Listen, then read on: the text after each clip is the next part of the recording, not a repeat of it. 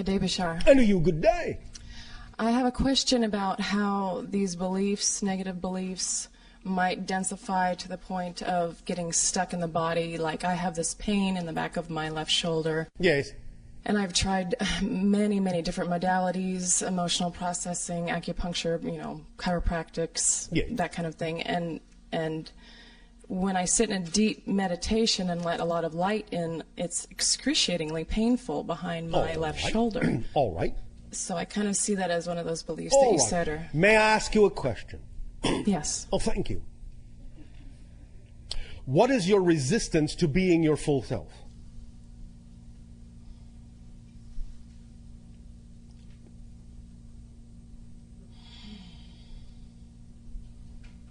All right, I'll ask it another way.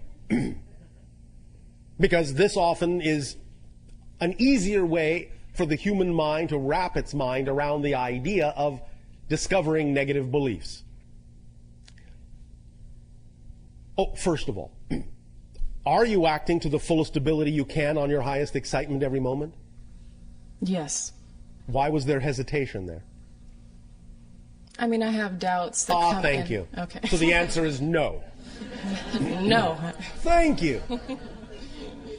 So the question is, what is the worst possible thing you fear might happen if you did?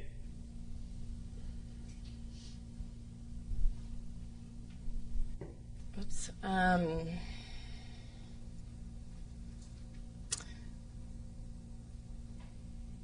I have gotten to the point of being near destitute with money. And Near destitute? Yeah, near homelessness. So are you saying that by acting on your excitement, it created the idea and the experience of being destitute?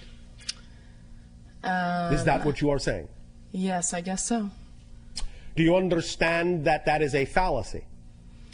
Yes. All right, explain it to us. How is it a fallacy, what you have just said? Well, acting on my highest excitement, Yes. I mean, there has to be a negative belief system in there saying Yes, because that why? I don't deserve it. Because or something why? Like that. Because why? Yes, because why? How do you know that? Because I'm not living that reality. Because if you are actually truly in your excitement, if you're actually truly in that vibration, if you're actually truly in that state of being, that state of being does not, by definition, contain an experience of destitution. Correct. That tells you you must be relying on some other frequency to create that experience. Right. So why are you connecting the idea that excitement leads to destitution? Why are you creating that hybrid belief system? I guess because my highest excitement Yes. involve things like that cost a lot of money that I don't have in the moment. So? Do you remember our definition of abundance? Yes. What is it? Allowing... No. Oh. Do you wish us to repeat our definition of abundance? Yes, please.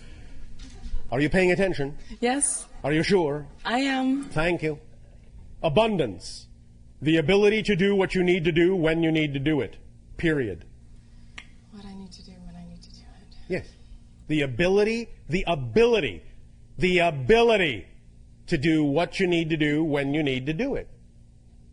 Sometimes that might require money, and if money is required, money will be there. If money isn't there, what does that tell you? Money may not be required to give you the ability to do what you need to do when you need to do it. Now, we understand that money is one of the valid symbols of exchange and abundance on your planet, but it isn't the only one. Many times when you have been raised to believe that money is necessary to do certain things, you actually shortchange yourself by closing the doors through which other forms of abundance might actually have brought that ability to you. Do you understand this concept? Yes. So it can be that you have a belief that says that certain things cannot be done, that you cannot experience abundance unless it comes in the form of money, when in fact you could be allowing abundance to come to you in many other forms, including money, when and where it's actually the most effortless form of abundance required for a certain thing. I have experienced that on many occasions. Yes. You know, following my excitement, whether it's walking in the woods Yes. or, you know, Yes. not taking a job, you know, when I'm Yes. scared that I need to or whatever. Yes, although you also want to pay attention to the fact that if you have belief systems that say that if you don't take the job, you will be destitute, that you will also create a self-fulfilling prophecy by not honoring that belief. You cannot simply force yourself to jump off a cliff if you actually don't believe you have a parachute. Well, I jumped off the cliff 2 years ago, Yes. and it's been a process of, you know, Yes. bit by bit getting to that place where All that right. is. Have you been having fun? Yes, All right. actually. All right. Yes. And a lot has manifested. You know, I've been to Peru, I've been to All Hawaii, right. I've been, you know, blessed with a lot of... Did you always manifest money to allow those things to occur? No. Well, what a surprise. So the question is, can you allow the belief systems, the positive belief systems that obviously work very well in certain areas of your life, to work in other areas of your life? The belief that you are dealing with is a belief that says that while in certain areas the positive belief can work, in other areas they can't. So why is that belief within you? Why are you making a differentiation in certain areas of your life where the mechanism that works just fine in one area doesn't work in another? Why the differentiation? How are you defining those areas to be so different from the areas in which the belief works just fine? I guess... That's what you need to explore, is what we are saying. Okay, great. You're making a difference where no difference needs to be made. I see. And that's the belief you have to find. I've got it, yeah. Make sense? Yes. So Does that help you? That has to do with this pain behind my shoulder that won't A lot of it, budge. yes. Okay. You're giving yourself, in a sense, a pain in the neck. Yeah. Okay. All pain is resistance to the natural self. Right. You follow? Yes, I do. All right. You have created a restriction upon yourself, a limitation upon yourself, and thus you are not attracting the idea of the relaxation and release of that energy because you are not flowing it.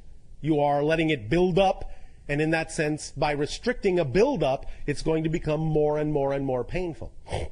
That's why when you meditate, it amplifies the pain because the meditation is putting you more in touch with it, but you're not still finding out the belief system that's not allowing you to flow your energy into certain areas of your life because of the belief system and the definition you have of those areas that makes them seem so different than other areas that work flawlessly. So when you find out why you are defining those areas as different and how you are defining them to be different, then your energy can flow in those areas now that you know that they don't have to be different, and the restriction will relax and the pain will ease, and you will attract things into your reality that will also help you alleviate the pain. Okay. Does that help you? Yes, very much. Thank you. Thank you.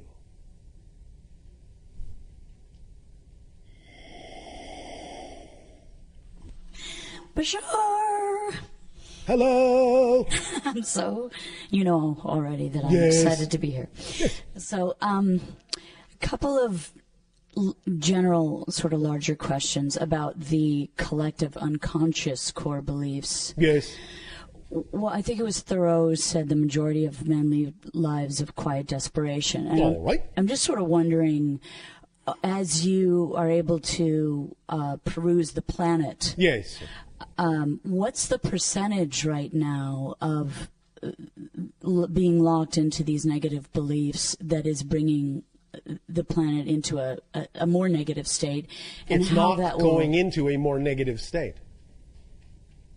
It is actually heading toward a more positive one by getting all the negativity out in the open and examining and dealing and integrating it. So this is a time of fleshing out of Yes. the negative.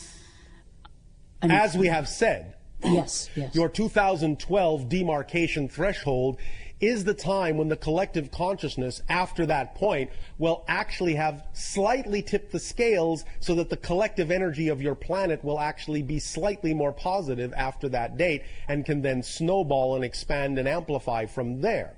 Now, this does not mean that the majority of people are experiencing positive energy. It simply means that the collective energy will be more positive. But the idea of that positive energy tipping the scales will actually come from a relatively small percentage of the population. The idea is that positive energy is integrative and expansive. So it doesn't take as many people staying in a positive state to actually tip the scales, even though there may be more people functioning in a negative state. Because people functioning in a negative state are not cohesive and don't add their energy. It's not, in that sense, cumulative. It's only individualized. So the idea is that there will be just enough positively oriented people on the planet after 2012 so that the collective energy will be generally positive, which will give the remaining negatively oriented people more opportunity to choose positive energy, but it doesn't necessarily mean that they have to. But what's going on is what you said. Many of the negative belief systems are being brought out into the open in a kind of flushing out system so that people can decide for themselves which way they would prefer to go, what kind of a world they would prefer to have. Sure, so obviously microcosmically that's what's happening as well. This is our period of cleansing internally. Yes. Yes. Okay, thank you so much. Or at least your period of opportunity to cleanse. Whether you actually take the action to cleanse is still left up to each individual. Right. So may I ask another? That was a question. Whoops. Okay, so I just went through a Millionaire Mind intensive from 9 in the morning to 11 at night for the last 2 days and decided I'm here for the third day. Oh, all right. I'm wondering, yeah, that was quite an experience. Yes. I'm wondering, is there a collective unconscious belief about money that is in the act of change? Well, obviously there is. Yes, obviously there is. Otherwise the banks wouldn't be folding. But yes. How can we align ourselves with a more positive core belief about money to assist all of us towards more abundance right now in this place where we are collectively? Eventually, the idea of your system of exchange will actually be based on the idea of what people themselves bring to the party, as opposed to an arbitrary medium. Right, so it's a more individual application of our gifts and talents is what we should focus on. Is that correct? The thing to focus on always is to follow your joy, and if your joy brings you to the creation of a new system that can be put in place when the old one crumbles or before the old one crumbles, you will slowly replace the systems that way. Right. So you will not change the systems that are there. You will invent new systems that are part and parcel of your highest joy so that they will be in place when the old ones no longer work. But what we are simply saying is that as we scan your collective energy, we can tell that eventually, not tomorrow, not the day after tomorrow, maybe not even for several years, but eventually, maybe within your lifetimes, you will start to see the beginnings of a new exchange system that will actually be based on the people themselves and what they have to give, and an exchange in that context as opposed to arbitrary modalities of exchange that are only symbolic. That is, to me, like so exciting. I just want to dance right now. Go ahead. Woohoo! Thank you. You know I'm just containing myself. And the Why? I know, but because I get disciplined by others around me as I express joy for everything you're telling me. Anyone going to discipline her? I'm just always so, I can't believe how people sit down and take this information when, it's really just an amazing process that is about our liberation. And at the same time, obviously, it is within your belief system to believe that people can take the information sitting down, since obviously you are creating in your reality a bunch of people around you sitting down. Not my choice, but... not your personal choice. Right. But obviously you are willing to allow other people to interpret this information in their own way. Sure, of course. Thank you. Of course. So the one last question, if I may... May she? Yes. Did you need Thank permission? You. Yeah, because I don't want to steal anyone else's time. It is all well and good to be considerate. Nevertheless, you already knew that you could ask another question. Thank you. Thank you. Okay, now I'm getting emotional. Oh, all right. So, you talk about that moment, which is, I think it's kind of like the crux of the paradox, where yes. you're smack dab in the very center, looking at smack dab. Yes, you're looking at the no choice, and so the conclusion is, I don't want to survive. Yes, in the negative belief. Yes, deep in the core of the negative structure there. Yes.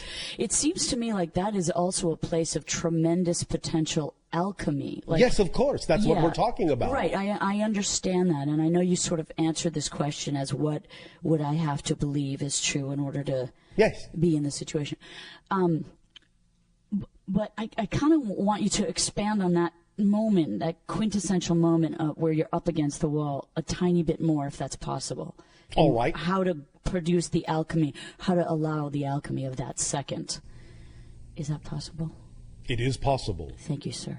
Sirs. Oh, sir. Ooh. Sirs. Oh, all right. Ma'am. Madams. Yes. Again, this can be done in many ways. It depends upon the individual. It depends upon the belief system structure as to what methodology might work best for that individual. However, one way is again to recognize the power of paradox in the following way. In any event where you are feeling like you have no choice at all, it may be helpful to recognize that the only way it is possible to actually have the experience that you have no choice at all is to actually be free to choose anything.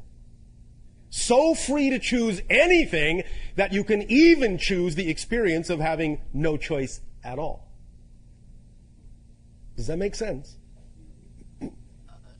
Yes, no, maybe. I'm getting there. It's kind of like living inside your anonymity, or I don't know. It's asking yourself, how did it come down to the idea that there is no other choice here? Because again, there's a negative and a positive side to this. The idea of the negative side of having no other choice can lead to the idea of true self-annihilation in the form of suicide. Not really self-annihilation, but a transition, but annihilation of the physical personality. The idea of no choice at all in the positive sense is that your passion is so representative of your true vibration that nothing else seems logical to choose. That there is no other choice but that one. So you can look at it from both sides. Having no choice doesn't in and of itself need to be a negative thing. It can be a positive thing. So the first realization is that even the issue of having no choice can also be positive as well as negative. That can lead to the realization that if you are able, if you're capable of actually arriving at an experience where it seems like you have no choice at all in the negative sense, that the only way you could possibly be having that experience is if you had been given the choice to have that experience, which means you have other choices. Right, you have all choice, right? Yes. So that fine line is walking. It seems to me it's the same line, the line of no choice and all choice. You're as close. Let me put it another way. Let me put it in terms that might be considered somewhat scientific on your planet, using the vernacular, using the example that is referred to as entropy. The idea that your scientists have expressed is that when all things, shall we say, in the universe, in creation, give off their energy, give off all their energy, when everything breaks down so that there is no more exchange, no more difference between anything, when it's all homogeneous and no more energy exchange exists, no more action can occur, if you actually look at that state from another point of view, you will realize that once complete and total entropy and non-action has been achieved, everything is equal. There is no way to tell anything apart from anything else. Then in that state of being, anything goes. Which means that it can actually start to recrystallize. It can actually start to reclump. It can actually start to redifferentiate. So from absolute entropy can actually come the seed of a new creation, the seed of a new Big Bang, so to speak. Because once you arrive at a place where everything is absolutely equalized, then anything can happen, because space and time, you don't know what direction anything is going in at all. It's all the same. So it might as well be going in any direction you prefer it to go in. And thus, by having that very thought, it brings everything into action following that thought, because that thought now is all there is for anything to take its cue from. Does that make sense? Yes. So when you arrive at the idea of having no choice, it's very similar to the idea of everything being equal, of not seeing any other direction to go in, because there is simply no other action to take. And when there is no action to take in any direction at all, then you can actually take any action you wish, because when there is no action to take, all the rules are gone. Everything is gone. There are no more limitations at all, whatsoever. So you can do anything from that point. So having no choice paradoxically means you have every choice. Because once you have no choice, there are no rules, there are no limitations. Is that why I personally straddle that line so much? Because I'm seeking this tremendous liberation? You are doing that particular balancing act as a exploration of a theme. Yes. Okay. Does that help you? Yes. When will it be over? Never. Why would you want it to be over? Does that mean that you are not allowing yourself to define this experience in a positive way?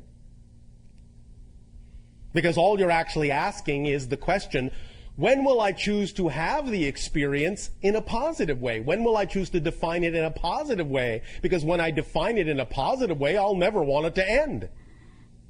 Yes, to live more in the infinity.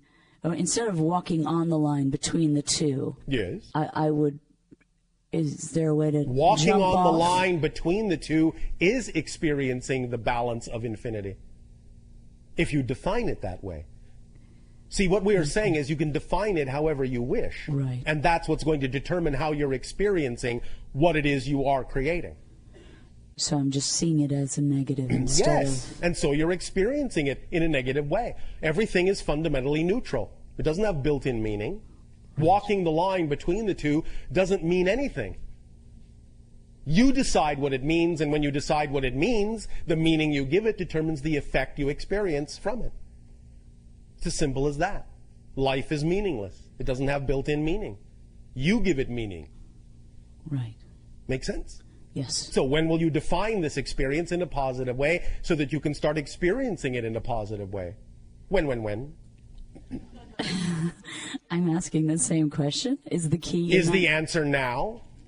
If you give it to me. The answer is now if you want it. I want it. But I can't give it to you if you won't take it. I will take it gladly. Then why will you take it from me and not from yourself? I get confused about finding my way to it. I think There is no way to find. Right. Maybe that's part of the difficulty, is that you have created a definition that says there is some kind of intricate path or search that must be done in order to find it, instead of recognizing that it's simply right here and right now. What do you think? So I'm good to go, is what you're saying. You are good to go if you believe you're good to go. Right. But don't take my word for it. Take your word for it. Again, I remind you all of a little secret. When you speak to us, you are speaking to your higher self, but allowing us to disguise your higher self in our personality template. But you're speaking to your higher self. So when we say, yes, you have it, go, you're telling yourself that. You understand? Yes. Now, are you willing to trust yourself? Big hesitation. Here, wait, let me... She doesn't have to say yes. She can say no. That's the sound of my fingertips on the notepad, just trying to figure out whether I can trust myself. All right. Why wouldn't you trust your higher self? Has your higher self ever led you to a place that you couldn't trust, that you didn't enjoy? No, my higher self is really fantastic. Then who is leading you to places you don't enjoy? That other one. Yes, that physical persona that is full of negative beliefs. Yes. And So wow. if your physical persona full of negative beliefs is leading you to places you don't enjoy, why do you keep following it? I don't know. Yes, you do. I do? Yes. You obviously have a belief that says you must follow it. So find out what that belief is, and when you identify that belief, you won't follow it to those places anymore. Right. I know what you said is true, Well, then, but I don't know what it is. but you will when you discover, when you explore, when you investigate what you would have to believe is true in order to be motivated to follow your negative beliefs to a place of discomfort. Right. You still have to do that exploration and find out what that belief is that you've attached to your motivational mechanism that motivates you to follow your negative self. I was under the belief that that's all I'm doing is that work, but I'm not. You can learn what you need to learn in any way you wish to. The idea of, shall we say, believing in karma is the realization that karma is self-imposed. Thus, then, once you understand karma is self-imposed, you have no karma anymore. So if you realize that you are simply imposing this methodology on yourself, and realize that there are other ways in which you could learn the same lessons, by all means, choose other ways. Yes? Yes. Thank you. Thank you very much, and everyone too. You are welcome. Thank you, Bashar. For these brief moments before your nutritional break, all of you become very relaxed.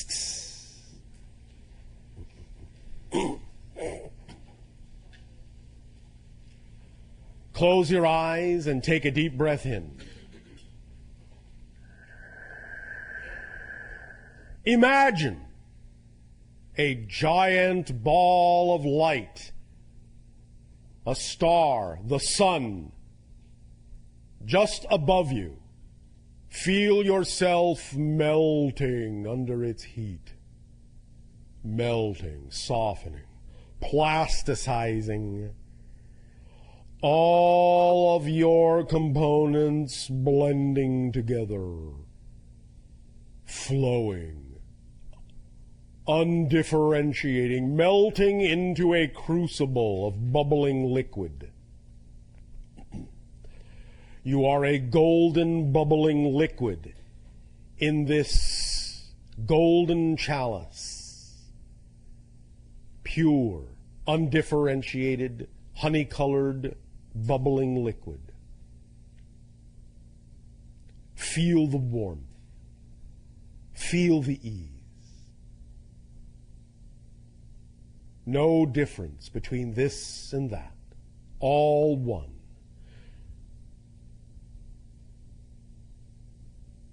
Bubbling, bubbling, bubbling. Feel the sun recede. Feel yourself crystallizing, differentiating, new pathways, new crystals, becoming ice, freezing into a pattern that still contains that same relaxed, undifferentiated knowingness, even while you create differentiation within your pattern. But every crystal is imbued with the same knowledge, the same understanding, that all have access to the same energy. All are one, and the one is all. Now feel yourself getting colder and colder and colder. Feel yourself, this ice crystal in the blackness of space, crystallizing, crystallizing, crystallizing until you crack and shatter into 1,000 shards and go floating off in zero gravity in all different directions, glistening in the distant starlight, little pinpoints of ice crystal light floating off, floating off, floating off. until your crystals are evenly dispersed throughout the totality of the emptiness, of the blackness, of the void. And there is nothing but your crystals everywhere, equidistant, glistening, glistening, glistening. And then the light goes out. And then you suddenly awaken to the fact that you are a body in a world once again, awakening from this dream. This expansive idea, this expansive reality is contained within you, in every cell, in every atom, in every subatomic particle. Breathe in the knowingness. Breathe it in, breathe it in, breathe it in. And as you exhale, exhale with certainty that you are not the same person that was here a moment ago. This is a new reality, a new person in a new reality. And as you shift moment to moment, new realities are created every moment. And it is always your choice to draw from that certainty, that knowingness, that interconnectedness of all things to create whatever reality you prefer, whatever belief you wish. Breathe it in. Moment to moment. Every breath is a new universe, a new reality, moment to moment. Recognize the difference. Create the difference between the realities. The more degree of difference you design, the more you will know that you are changing your reality every moment. The only reason you don't know that now is because every reality you create is so similar to the last one. The more difference you allow in each new reality, the more you will know and experience the truth that manifestation is instantaneous, that creation of new realities is immediate, and always has been, and always will be. But you will be able to see that, you will be able to make that experience and that instantaneity visible by creating a greater degree of difference with each new reality creation that comes with every moment. Be free to be you. You will attract what you need. Take a deep breath in. Hold it. Hold it. Hold it. And blow it out.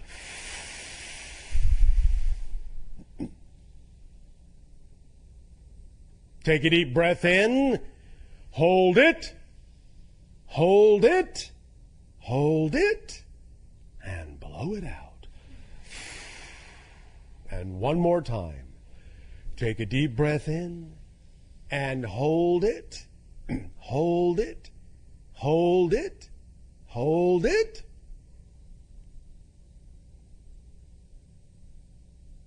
Well, what are you waiting for? Let it out. You need no one's permission to breathe. Open your eyes. Feel the tingling sensation of new energy rewiring your brain. Feel the template begin to lock itself, begin to form itself. The new pattern of belief system structure awareness beginning to take hold in your neurological paths. And now you will go and nourish yourself to prepare for the third part of this transmission, where we will burn that template into your neurological patterns. Enjoy your break. Good day.